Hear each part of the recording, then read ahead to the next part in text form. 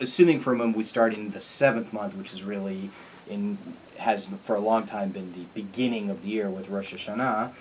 We have Rosh Hashanah and Yom Kippur, which are 10 days. This is part of a penitential season where that's brought into major focus of reevaluating our actions for the past year and how we're going to try to get our act together for the year to come and being judged and held accountable by God.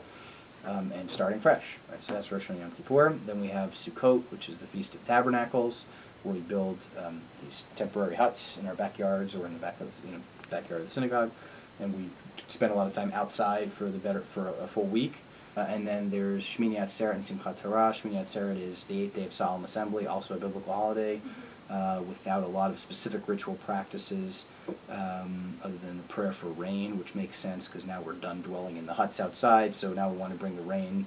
A lot of these holidays and their symbolisms are tied to the harvest cycle and the natural cycle of the land of Israel. And then Simchat Torah is a medieval holiday. We celebrate concluding the book of Deuteronomy and starting again the same day with the Genesis. And then we have Hanukkah, which is actually still, in the overall scheme of things, a relatively minor holiday.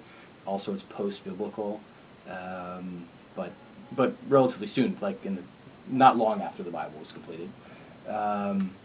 And then we have a holiday called Tu B'Shvat, which is a festival for the trees and agriculture. And then we have Purim coming up next week. That's celebrating the Book of Esther and the Jews not being destroyed by Haman, who wanted to wipe us out.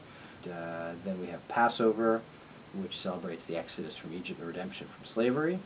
And that comes up about a month after Purim, give or take. And then the last major holiday is Shavuot, which is the Feast of Weeks, 7 weeks after the second night of Passover, and that celebrates the beginning, the first harvest coming out. It also celebrates, according to the way the rabbis understood it, celebrates when God gave the Torah, gave the law at Mount Sinai, the Revelations.